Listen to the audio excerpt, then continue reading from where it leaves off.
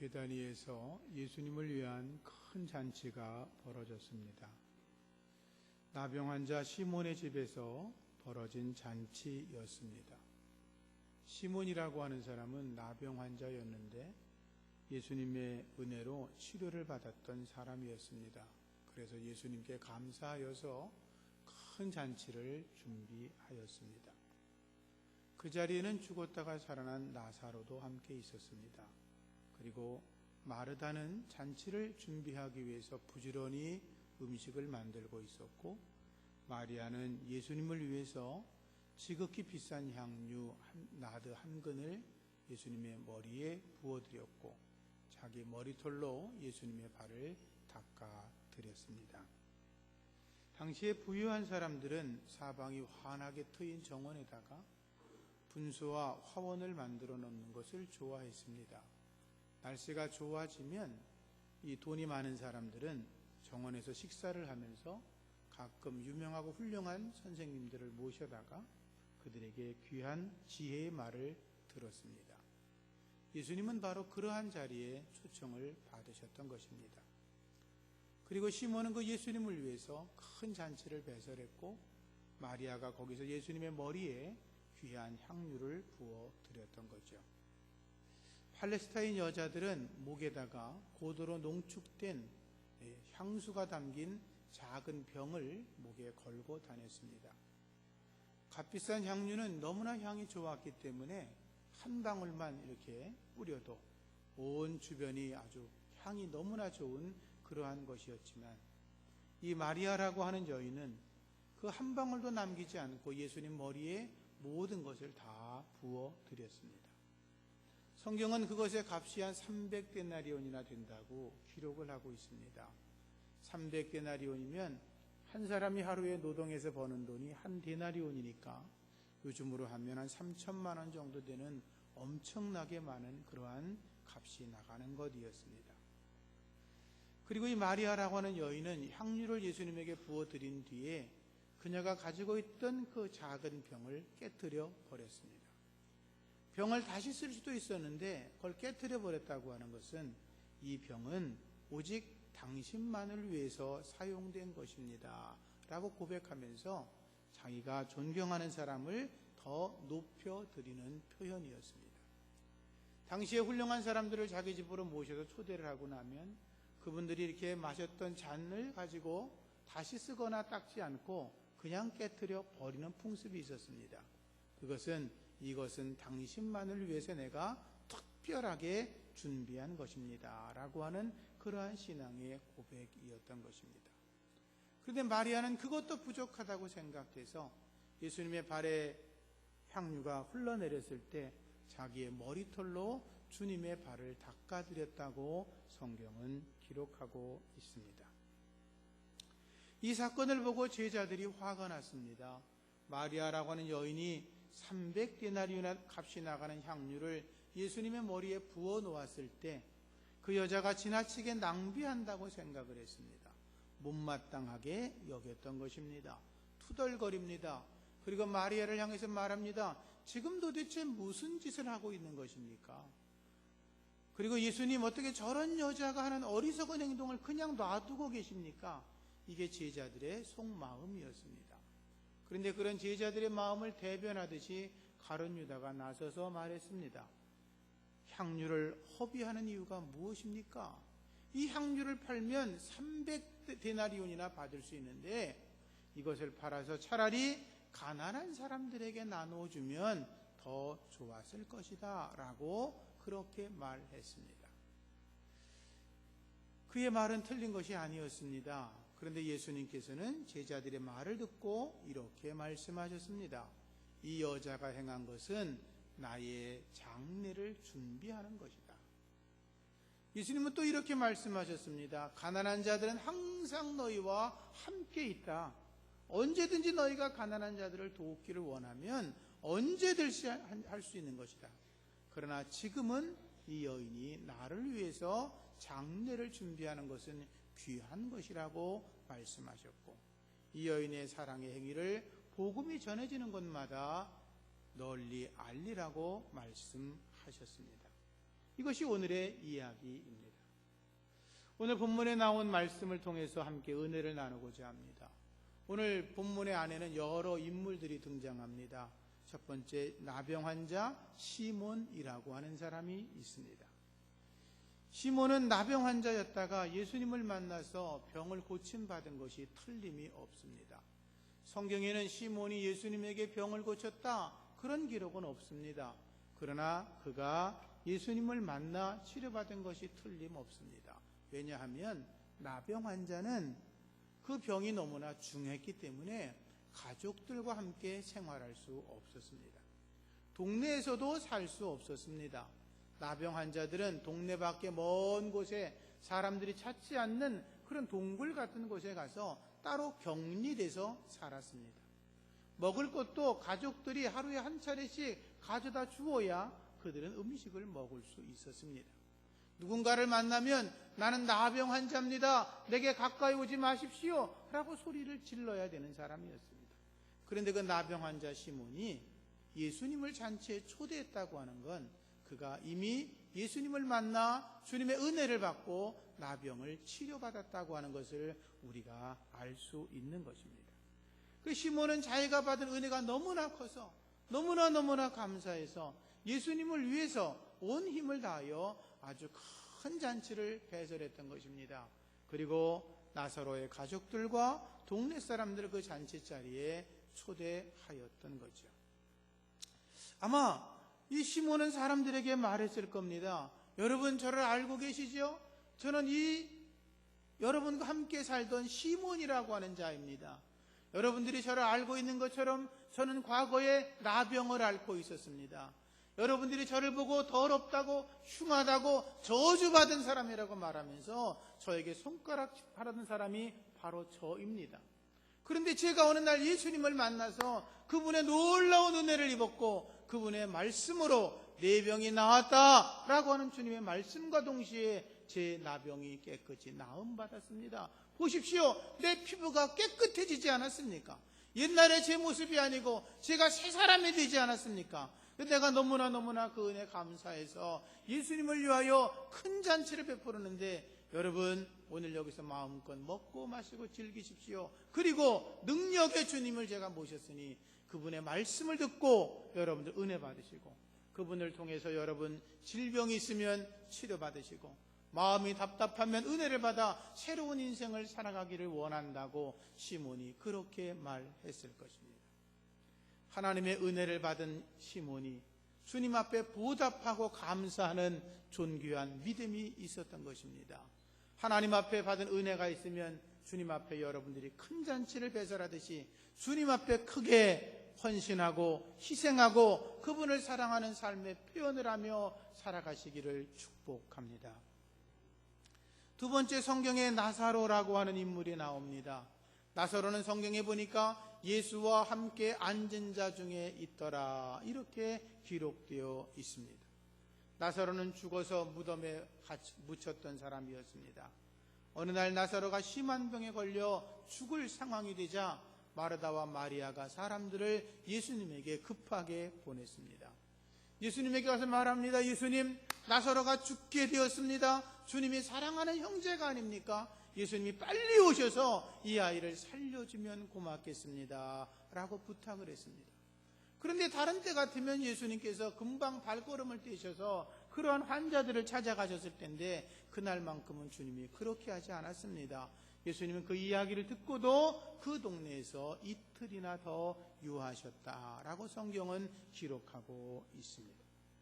예수님은 앞으로 될 일을 알고 계셨던 것입니다. 나사로가 죽을 것도 알고 계셨고 예수님은 당신이 가서 그 죽은 나사로를 살려내기를 원하셨습니다. 죽은 나사로를 살려내심으로 이제 앞으로 한 일주일 뒤에 있을 당신의 십자가 사건과 당신이 무덤에 묻혀 들어갈 일과 그리고 3일 만에 무덤문을 깨트리고 부활할 당신을 나사로를 통해서 미리 말씀하고 싶으셨던 것입니다. 그래서 예수님은 일부러 나사로를 찾아가는 걸 늦게 가셨던 것입니다. 예수님께서 나사로의 집에 도착했을 때 이미 나사로는 죽어서 무덤에 갇혀 있었습니다. 나흘이나 지났다고 그들은 이야기를 했습니다. 예수님은 나사로의 죽음을 슬퍼하시면서 눈물을 흘리셨습니다. 무덤까지 가셨습니다. 돌문을 바라보시고 주님이 말씀하십니다. 나사로야 나오라. 주님이 명령하니까 무덤이 열려지고 나사로가 나오게 되었습니다. 나사로의 온몸에는 그가 죽었을 때 여물할 때 온몸에 갔던 피가 칭칭 쌓여 있었습니다. 주님이 말씀하십니다. 풀어놓아 자유롭게 하라. 사람들은 나사로에 묶였던 배를 다 풀어주었고 나사로는 자유함으로도 생명을 얻은 줄로 믿습니다. 나사로가 죽었다가 살아났다는 건 베다니에 사는 모든 사람들이 알고 있는 것이었습니다. 시골의 조그마한 마을에 누가 돌아가시면 온 동네 사람들이 찾아와서 슬픔을 함께 표하고 거기 찾아가서 눈물을 흘려주고 밤을 새워 그들을 위로하고 며칠 동안이나 함께 그들과 동고동락하지 않습니까? 마찬가지로 베다니 사람도 그러했습니다. 나사로가 젊은 나이에 죽었다는 이야기를 듣고 사람들은 마음이 아팠습니다. 자기의 친척 중에서 나사로 또는 자기 친구인 나사로 또는 자기가 아는 그 자매의 오라비가 죽었다는 말을 듣고 많은 사람들이 와서 애도했던 것입니다. 나사로가 죽었을 때 배로 싸서 염하는 것도 보았고 돌무덤에 안장하는 것도 보았습니다. 그리고 그들 중에 여러 사람들은 예수님께서 죽은 나사로를 살려내는 것을 눈으로 그들은 보았던 것입니다. 그런데 그들이 잔치자리에 참석했을 때 그 나사로가 예수님 옆에 앉아있는 걸 보고 사람들이 그렇게 말했을 겁니다. 저기 있는 저 나사로가 죽었다고 살아난 사람이지. 저 나사로가 죽었다가 살아나는데 저 가운데 중앙에 앉아 계신 예수님께서 나사로야 나오라 명령하셨으니 그가 나오는 걸 내가 봤다고 이야기하는 사람들이 있었을 것입니다. 나는 그 모습을 보고 예수를 믿기로 작정했다고 말한 사람도 있었을 것입니다. 나도 예수 믿고 죄 용서받고 구원함을 받고 천국을 소유한 하나님의 사람이 되었다고 그렇게 말한 사람들도 있었을 것입니다. 그리고 의심하는 사람들에게 너도 그 사실을 알고 있지 않냐고 속히 예수를 믿으라고 그렇게 전했을 것입니다. 나사로는 예수님을 위한 잔치자리에 앉아있는 것만으로도 전도가 되었습니다.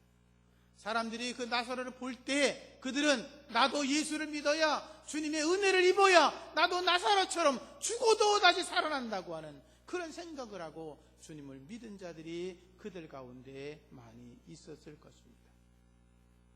사랑하는 성도님들, 여러분의 삶에도 하나님의 기적이 경험되기를 축복합니다. 나사로가 죽었다가 살아난 것처럼 여러분 가운데 질병 가운데 있던 자가 건강함을 얻고 삶에 문제가 있던 사람들이 삶의 변화를 얻고 그리고 죄악의 삶을 살아갔던 사람들이 성령의 은혜로 새로운 거룩한 삶을 살아가면서 우리 주변 사람들이 저 사람을 보니까 과연 예수를 믿어야 되겠다. 저 사람이 분명히 하나님이 살아계신 증거가 된다고 하는 그러한 고백을 얻는 여러분들 되시기를 주의 이름으로 축복합니다. 세 번째 본문에 나오는 사람은 마르다라고 하는 여인입니다. 이 마르다는 예수님께서 자기 집을 방문하실 때마다 또는 주님의 위한 잔치가 있을 때마다 음식을 준비하는 여인이었습니다. 음식을 만드는 솜씨가 남달랐던 것 같습니다. 그래서 여기저기에 불려다니면서 음식 만들 때마다 이를 도와주는 아주 훌륭한 여인이었습니다. 여기 나병 환자 시몬의 집에도 그 여인이 초대를 받았습니다. 그래서 거기에서 잔치를 주도하고 있는 모습을 볼 수가 있지요. 한 번은 예수님께서 그녀의 집을 방문했을 때 자신은 부엌에 나가서 주방에서 부지런히 음식을 준비하고 있었는데 마리아가 예수님 옆에서 말씀을 듣고 있는 것을 보고 예수님에게 그렇게 말한 적이 있죠. 예수님, 저 철없는 마리아 빨리 나와서 음식을 좀 준비하게 해달라고 부탁을 했는데 예수님께서는 이 마리아가 좋은 편을 택했다고 그냥 놔두라고 말씀을 하신 적이 있었습니다. 마르다는 처음엔 그 의미를 알지 못했습니다. 그러나 시간이 지나면서 그녀는 깨달았습니다. 하나님께서는 각각 사람들에게 다른 은혜와 은사를 주셨다는 걸 알게 되었습니다. 자기는 음식을 만드는 은혜가 있으니까 그 은사를 가지고 주님을 위해 열심히 섬기면 되고, 마리아는 음식은 좀 그렇지만 주님 옆에 앉아서 말씀을 들으면서 그 말씀을 통해서 주님의 마음을 따뜻하게 해드리는 그런 은사가 있다는 걸 알게 되었습니다. 내가 할 일과 마리아가 할 일이 다르다고 하는 걸 그녀는 깨달았던 거죠. 그래서 그녀는 자기가 하는 일이 때로 힘들 수 있고 더 어려울 수 있고 더 복잡한 일일 수도 있었지만 그것은 하나님이 내게 주신 은혜라고 생각을 하고 감사하며 성실하게 주님을 섬겼던 것입니다. 하나님은 우리가 어떤 모습으로 주님께 충성하든지 다 기억하시는 줄로 믿습니다. 마리아는 마리아대로, 마르다는 마르다대로 받은 은사대로 충성하면 되는 것입니다. 오늘날에도 마르다 같은 일꾼이 필요합니다. 말없이 충성하면서 주님께 헌신하는 사람이 필요합니다. 받은 바 은사대로, 받은 바 달란트대로 주님께 충성하면 되는 것입니다. 저 사람이 나하고 하는 것이 다르다고 불평하는 게 아니라 내게 주신 은사대로 나는 충성을 하고, 저분은 하나님께 새로 다르게 받은 은사대로 충성하는 것이 중요하다고 이야기하면서 그리스도 예수 안에서 하나된 믿음의 공동체를 이루는 것이 주님의 뜻이라는 것을 발견하며 살아가는 것입니다. 사랑하는 성도님들, 여러분들 받은 은사를 귀히 여기시고 또 다른 사람이 받은 은사도 귀히 여기셔서 서로 아름다운 그리스도의 몸을 이루어 가시기를 주님의 이름으로 축복합니다. 네 번째 말씀 속에는 마리아라고 하는 여인의 이름이 나옵니다. 마리아는 주님의 발 아래에 있던 여인입니다. 예수님께서 베다니 자기 집에 방문했을 때도 마르다는 주방에 나가서 부엌에서 열심히 일을 했고, 그리고 마리아는 예수님의 발 밑에서 주의 말씀을 듣고 있었습니다. 오늘도 말씀을 읽다 보면 시몬의 집 그 잔치를 베푸는 자리에서도 마리아는 예수님 머리에 향유를 부었고 향유가 흘러내려 발에 젖은 것을 알고 그녀는 예수님 발 아래서 무릎을 꿇고 자기 머릿결로 예수님의 발을 닦아 드렸습니다. 발 아래 여인이었습니다. 마리아는 자신의 결혼을 위해서 향유를 준비하고 있었습니다. 앞서 말씀드렸지만 향유는 300데나리온이나 되는 가치가 있었습니다. 그러나 마리아는 그 모든 것을 예수님에게 몽땅 부어드렸습니다. 주님께서 자기 오라비를 살려주신 것에 비하면 향유를 다 드려도 부족하다고 생각을 했습니다. 그래서 오직 주님께 감사하는 마음으로 한 방울도 남겨두지 아니하고 다 부어드렸습니다. 향유의 양이 제법 많았기 때문에 머리에 부어진 향유는 얼굴을 타고 흘렀고 옷깃을 적셨고 발을 자연스럽게 적시게 되었습니다. 마리아가 그 모습을 보고 무릎을 꿇고 예수님의 발을 닦아 드린 것입니다. 예수님은 나의 왕이십니다 라고 고백을 하는 것입니다. 당시에 발을 닦아 드리는 것은 노예나 종이 하는 것이었습니다. 남자들도 그렇지만 여성들에게 있어서 머리는 굉장히 중요하고 이 머릿결은 여인들의 상징과 같은 것입니다. 그런데 가장 귀한 머릿결로 어떻게 보면 가장 더럽고 냄새나고 추한 그 발을 정성껏 닦아드리고 있었던 것입니다. 마리아의 마음은 이런 것이었습니다. 주님은 나의 왕이십니다. 나는 주님 앞에서 천한 존재입니다. 나는 종입니다. 나는 노예입니다. 나는 아무것도 아닙니다. 내가 머릿결을 가지고 주님의 발을 닦을 수만 있다면 이것이 저에게는 큰 영광입니다. 이렇게 고백을 한 것입니다. 예수님에게 세례를 베풀었던 세례 요한이 예수님을 소개할 때 이렇게 말했습니다. 나는 예수님의 신발끈도 풀 자격이 없다. 여러분, 세례 요한은 예수님의 칭찬하실 때 여인이 낳은 아이들 중에 가장 큰 자라고 그렇게 축복하셨습니다. 400년 만에 광야에서 외치는 자의 소리를 가지고 온 사람이 세례 요한이었습니다. 예수님에게 세례를 베푼 아주 거룩한 선지자였습니다. 그런데 세례 요한이 예수님의 신발끈을 풀 만한 자격이 없다고 얘기했다면 우리들은 감히 주님 앞에 할 수 있는 것이 무엇이 있겠습니까? 마리아가 그런 마음이었습니다. 자기의 머릿결로 주님의 발을 닦아드려도 그것만으로도 내게는 은혜며 영광입니다. 그러한 믿음의 고백이 우리 모두에게 있어지기를 축복합니다. 사도 바울은 고백했습니다. 주님께서 나를 충성되게 여겨서 직분을 맡겨주셨다. 내가 잘나서가 아니라, 내가 뭔가 헌신해서가 아니라, 내가 남들보다 더 뛰어나서가 아니라, 남들보다 더 많이 공부를 하고, 남들보다 더 많은 재산을 가지고 있고, 남들보다 더 많은 경험이 있고, 남들보다 뭐 대단해서 주님이 나를 사랑하신 것이 아니고, 그리고 또 그렇게 했기 때문에 내가 뭐 인정받으려고 하는 게 아니고, 그저 저는 주님의 은혜에 감사할 뿐입니다 라고 고백하며 옥합을 깨트리는 것, 그것이 바로 경건이고 그것이 바로 영성인 줄로 믿습니다. 사랑하는 성도님들, 마리아처럼 우리들도 주님의 일을 위해서 향유 옥합을 일생에 한 번쯤은 깨트리는 은혜가 있어야 될 줄로 믿습니다. 목회를 하다 보니까 어떤 자매들은 결혼을 위해 준비했던 많은 돈들을 예배당을 질 때 헌금하는 분들을 제가 보았습니다. 어떤 분들은 자기가 소유하고 있던 금싸라기 땅을 팔아서 하나님 앞에 드린 분도 보았습니다. 어떤 분들은 자기 집이 너무 허스름해지니까 집을 수리하려고 모았던 것을 하나님에게 드린 분도 보았습니다.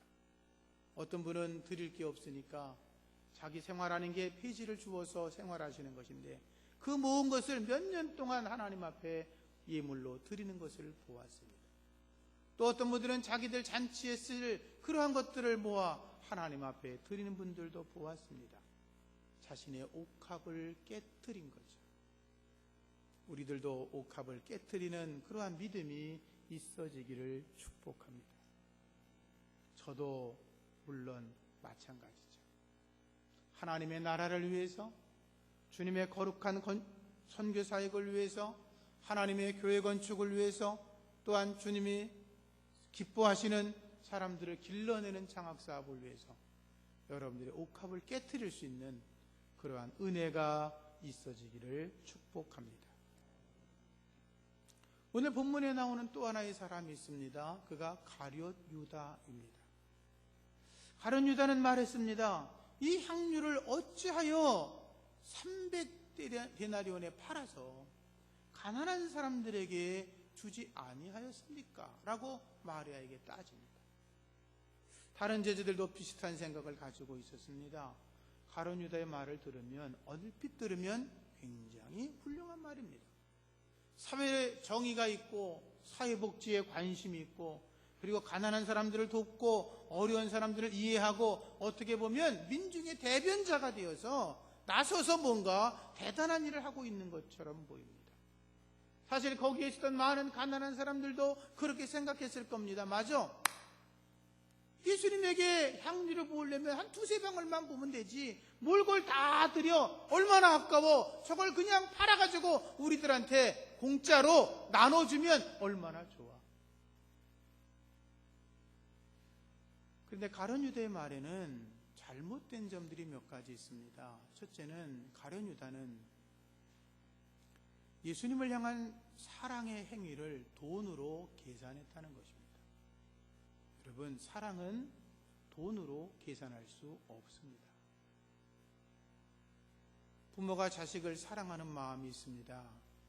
여러분들이 자식들을 위해서 사랑으로 무언가를 지금까지 공급해 오셨는데 그걸 기름 종이에 적어 놓으신 분 있습니까? 나중에 아들이 자라면, 딸이 크고 시집가고 나가면 내가 너한테 이만한 거 했으니까 갚아줘. 그런 사람이 있습니까? 전부 다 부모가 사랑의 마음으로 자기를 내어주는 것입니다.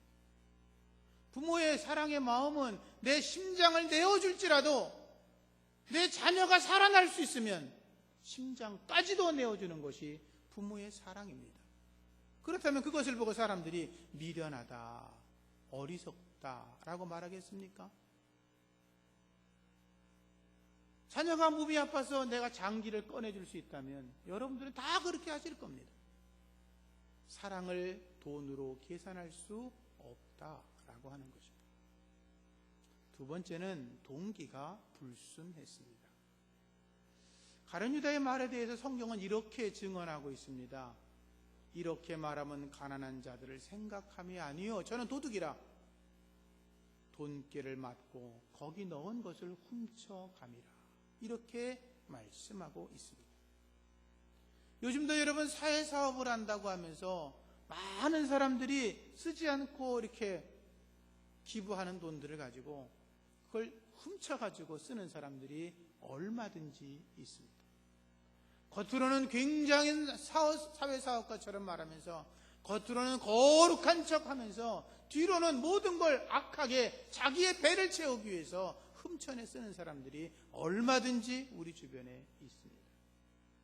결국 가룟 유다는 예수님을 은 30에 팔아넘기지 않았습니까? 가룟 유다는 이 일에 대해서 말할 자격이 없는 사람이었습니다. 또 하나는 가룟 유다의 말은 앞뒤가 맞지 않았습니다. 가룟 유다가 정말로 가난한 사람들에게 관심이 있었다면 그는 자기의 소유의 일부를 팔아서라도 가난한 사람들을 도울 수 있었어야 됐습니다. 그런데 성경은 단 한마디도 가룟 유다가 가난한 사람들을 위해 일했다는 말이 기록되어 있지 않습니다. 사도행전에 보면 이방 사람, 로마 사람 고넬료가 유대인들을 구제했다는 말이 한 토막 지나갑니다. 가룟 유다가 정말로 가난한 사람들을 구제하고 희생을 하는 삶을 살은 적이 있다면 한 줄이라도 그런 말이 기록됐을 겁니다. 그런데 그런 말이 전혀 없다는 것이죠. 남의 주머니에 있는 것만 가지고 가난한 자를 돕겠다고 그렇게 운운하며 살았던 자가 가룟 유다였던 것입니다. 말씀을 정리하겠습니다. 사랑은 낭비하는 것입니다. 하나님께서 저와 여러분들을 위해서 예수님을 십자가에 달아 죽게 하신 그 사건이 어리석은 것입니까? 하나님의 사랑입니까? 부모가 자식을 위해서 모든 걸 아끼지 않고 내어주는 것이 어리석은 것입니까? 사랑입니까? 사랑하는 누군가를 위해서 나의 것을 내어주는 것이 그것이 어리석은 일입니까? 사랑입니까? 여기 마리아도 주님을 향한 사랑이 넘쳤기에 남들이 보기에는 낭비하는 것처럼 보였던 것입니다.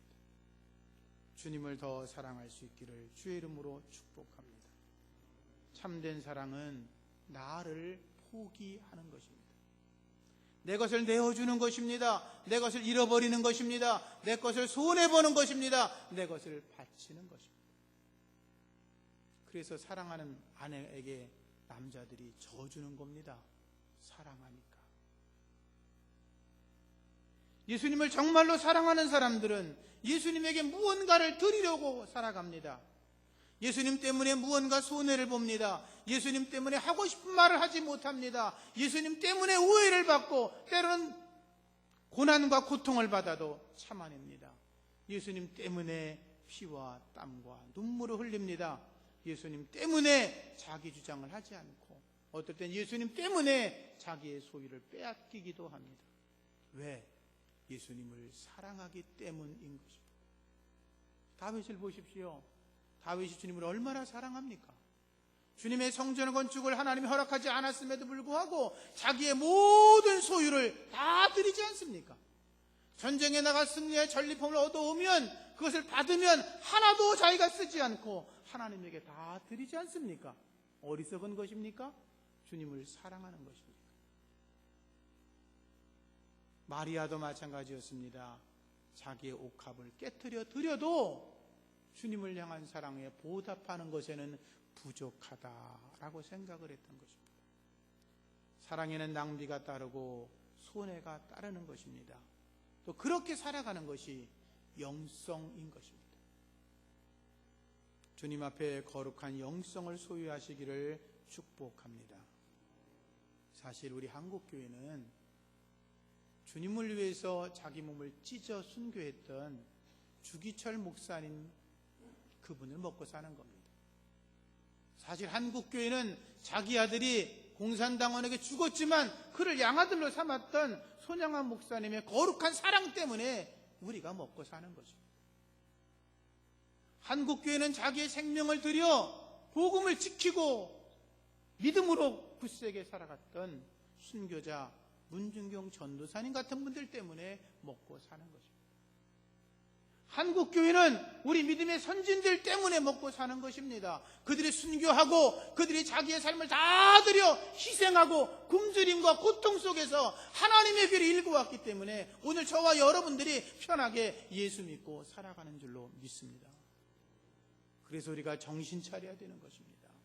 그분들의 희생을 헛되게 할 수 없고 우리도 주님을 뜨겁게 사랑하는 마음으로 주님을 위해 사랑의 낭비를 하고 나를 포기하고 주 앞에 나를 쳐서 복종시키면서 그분 앞에 엎드리며 살아갈 때에 우리를 따라오는 우리의 후손들이 더 큰 믿음의 사람으로 서게 될 줄로 믿습니다. 마지막 이야기 하나라고 설교를 마치겠습니다. 인도에서 선교 사역을 하던 미국 목사님이 계셨습니다. 그분이 어느 날 겐지스 강가로 나아가는데 인도 사람들은 겐지스 강을 신으로 섬기거든요. 어떤 여인이 두 아들을 데리고 강가로 걸어가는 걸 보았습니다. 언뜻 느낌에 벌써 알았습니다. 저 여자가 아들을 제물로 드리러 가는구나. 그래서 미국 목사님이 막 달려갔습니다. 이야기합니다. 지금 무슨 짓을 하려고 하는 겁니까? 아들을 제물로 드리려고 하는 거죠? 절대로 드리면 안 됩니다. 근데 그 여자가 말을 듣지 않습니다. 얼마나 완강하고 얼마나 대단한지 이 목사님이 그녀를 설득할 수가 없었습니다. 근데 보니까 한 아이는 건강하고 잘생겼고 한 아이는 장애가 있는 아이였습니다. 한참 뒤에 그 여자가 다시 돌아 나오는데 보니까 둘이 아니라 한 아이만 데리고 옵니다. 선교사님이 다시 갔습니다. 이야기합니다. 이런 어리석은 일이라면 어떡합니까? 어떻게 아이를 제물로 바칩니까? 그리고 또 아이를 제물로 바치려면 이 좀 부족하다고 여겨 이 아이를 드리지 왜 잘나고 건강한 아이를 드렸습니까? 이런 어리석은 바보 같은 짓이 어디 있습니까? 그때 인도 여자가 이렇게 말했다 그럽니다. 선생님, 미국에서는 어떤 신을 섬기고 있는지는 내가 잘 모르겠지만 인도에서 섬기는 신은 우리들이 최선의 것을 드리기를 원하고 있습니다. 신에게 이왕 제물을 드리려면 정상적이고 건강한 아이를 드려야지 장애 있는 아이를 어떻게 드릴 수가 있습니까? 미국 사람들의 신은 최선의 제물이 아닌 것도 봤습니까? 당신들의 섬기는 신은 당신들이 우렁하고 조롱하여도 아무 일도 안 한단 말입니까? 당신이 섬기는 신은 바보입니까? 이렇게 말을 했다고 그럽니다. 선교사님은 충격을 받고 오히려 자기의 믿음이 없는 것을 회개했다고 그럽니다. 사랑하는 성도님들, 하나님에게 옥합을 깨뜨려 보신 적이 있으십니까? 잘하신 것입니다. 그러나 하나님 앞에 옥합을 깨뜨려 보지 않은 분이 계시다면 정말로 주님이 나를 사랑하는 이유 하나 때문에 여러분들도 주님을 향한 사랑을 들여 옥합을 깨뜨릴 수 있는 거룩한 믿음이 있어지기를 축복합니다. 사랑의 낭비를 통해 주님을 향한 사랑을 표현해보는 여러분들 되기를 축복합니다. 기도하겠습니다. 하나님 아버지 감사합니다. 나병 환자였던 시몬은 주님의 은혜 감사하여 큰 잔치를 준비하였습니다. 예수님을 주인공 삼아 주님을 높여드렸습니다. 마리아는 주님의 은혜 너무나 감사하여 자신의 옥합을 깨뜨려 주님께 감사하며 나아갔습니다. 주님, 우리도 주님의 은혜 감사하게 하시고 주의 거룩한 제자들이 주님을 사랑하여 자기의 생명을 드리고 목숨을 드렸던 것처럼 우리도 주님을 사랑하는 거룩한 마음이 더 커지게 하여 주옵소서. 내게 있는 향유옥합 드리게 하시고 내 생명과 내 삶을 드려 주님을 거룩하게 하고 영광스럽게 하는 그러한 영성이 우리 안에도 있게 하여 주옵소서. 예수님 이름으로 기도합니다. 아멘. 찬송가 200